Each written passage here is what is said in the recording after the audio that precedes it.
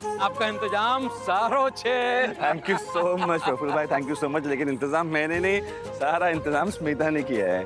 Sorry Praful भाई, इतने time में इतना ही हो सका। अगर थोड़ा टाइम और मिला होता तो और अच्छे से करते हम। अरे नहीं नहीं नहीं नहीं स्मिता बहन, आपका इंतजाम बहुत अच्छा है। सॉरी मैं कुछ। सॉरी हमें बोलने दीजिए, हम शादी जल्दी करवा रहे हैं। कभी कभी जल्दी होती हैं चीजें, लेकिन अच्छी होती हैं। रौनक, तुम किसी बात से नाराज या गुस्सा हो? जी नहीं। तो आज तुम्हारी शादी मेरी बेटी से होने जा रही है, तुम मेरे दामाद बनने जा रहे हो। कम ऑन, गिव मी अ हग। जी।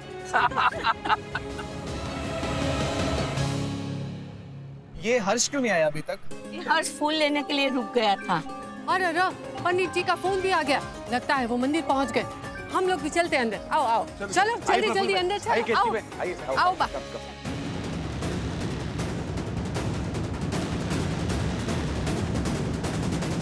जय श्री कृष्ण पंडित जी। जय श्री कृष्ण।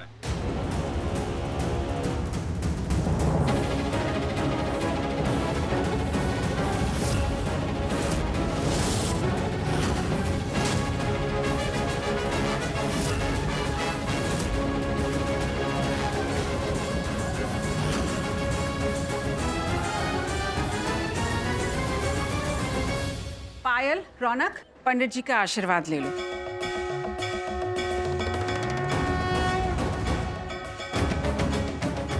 जय श्री कृष्ण। प्रसन्न रहिए। जी, आपके परिवार के कुछ सदस्य पहले ही आ चुके हैं और मुझसे मिल भी चुके हैं। अभी मंदिर में गए हैं देवी और देवताओं के दर्शन करने। हर्ष बेटा, जाओ सभी लोगों को बुला के लाओ, पूजा शुरू करनी है। ला, ये थाल मुझे दे दे।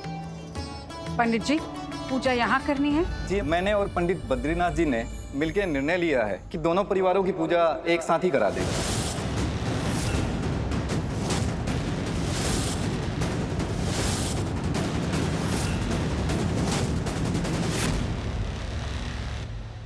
अब क्योंकि मुहूर्त एक ही है, तो बद्रीनाथ जी की जगह शुद्धिकरण की पूजा भी मैं ही करा दूंगा और देवी देवताओं का आशीर्वाद भी दिलवा दूंगा।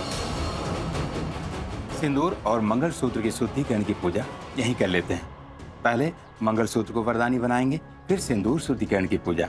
पर इससे पहले होने वाली दोनों दुल्हनें पंडित सुधाकर जी के साथ मंदिर में पेड़ के पास जा करके मौली बांधेंगी और दीप प्रज्वलित करेंगी।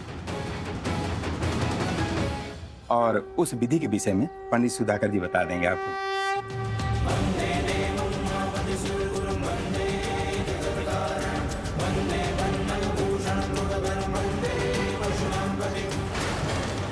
चलिए।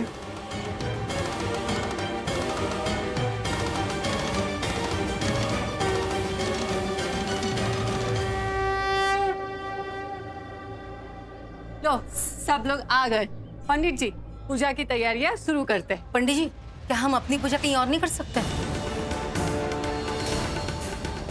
बहन जी, अभी तो बताया है आपको कि ये पूजा हम एक साथ क्यों कर रहे हैं, क्योंकि मुहूर्त एक ही है और कुछ ही समय का है, इसलिए पूजा एक साथ यहाँ कर रहे हैं। अरे कहाँ फंस गए। कभी कभी हम जिनको बर्दाश्त नहीं करना चाहते ना, उनको ही करना पड़ता है। आप सब बैठिए, पूजा की तैयारी शुरू करते हैं। भावेश कुमार जी, आइए बैठिए। जी जी पंडित। रौनक जी, आइए आप भी बैठिए। पंडित जी, अगर मेरी अभी यहाँ जरूरत ना हो तो मैं भी देवी देवताओं के दर्शन कराऊं? जाइए, दर्शन करके आ जाइए।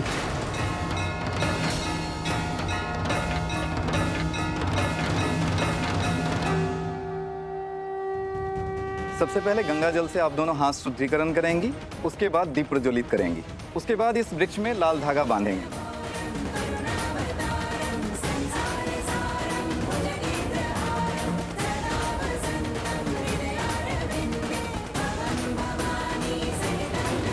ये धागा पेड़ से बांधने का प्रतीक है कि कैसे एक लड़की रिश्तों की डोर को जोड़ के अपने रिश्ते निभाती, और ये दिया एक नई आशा की किरण का प्रतीक है।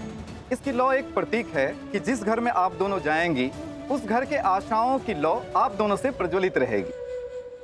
चलिए, अब आप दोनों दीप प्रज्वलित कीजिए।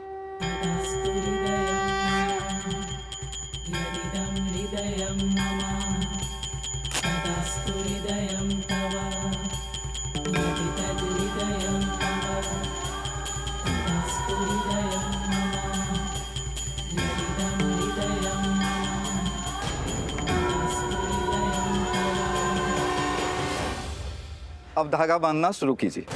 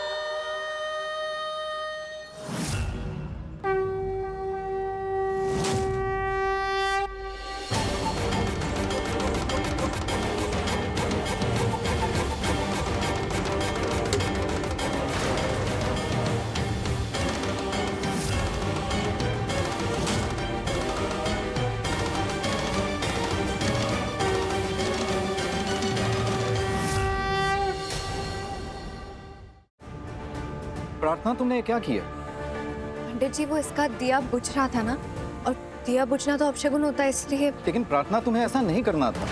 तुमने अपना धागा छोड़ के इनका दिया बुझने से बचाया। इसका अर्थ ये है कि तुम अपने होने वाले ससुराल और अपने पति भावेश कुमार से अपनी डोर नहीं जोड़ पाओगी। तुम्हारा अपना परिवार तो बिखर जाएगा और तुम रौनक जी के परिवार के लिए आशा की लौ बन के जलती रहोगी।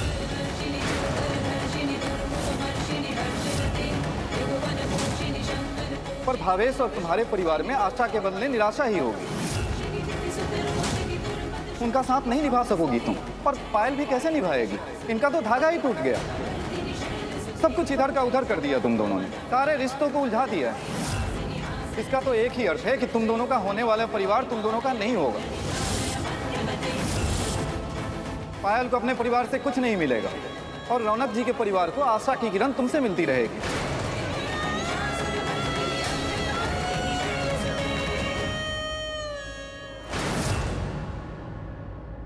ये तो अनर्थ हो गया है। ये रस्म फिर से करते हैं। इनफ पंडित जी, मैं नहीं मानती इन सब चीजों में और मुझे नहीं करना ये सब। कोई पूछेगा तो बोल देना कि सब कुछ हो गया। मैं झूठ नहीं बोलता। ये रस्म गलत हुई है। गलत है तो गलत ही सही, फिर से नहीं करूंगी मैं ये सब। और हाँ, अगर आपको जाके सच बोलना है तो आप बोल दीजिए। सब लोग आपको ही गलत समझेंगे, सोचेंगे कि आपको पूजा करवानी आती ही नहीं है। मुझे इन सब नौटंकी का कोई शौक नहीं है। और तुम मुझसे, रौनक से और उसके परिवार से दूर रहो। I know that. जानबूझ के किया ना तुमने ये सब। नहीं भाई, मैं मुझे तुम्हारी आवाज से भी नफरत है। मुझे पता है कल रात को क्या हुआ, बट अभी तक जो हुआ सो हुआ। अब तुम्हें फिर से बोल रही हूँ, मेरे रौनक से अपनी नजर हटा लो, वरना कहीं ऐसा ना हो कि तुम्हें मेरी नजर लग जाए।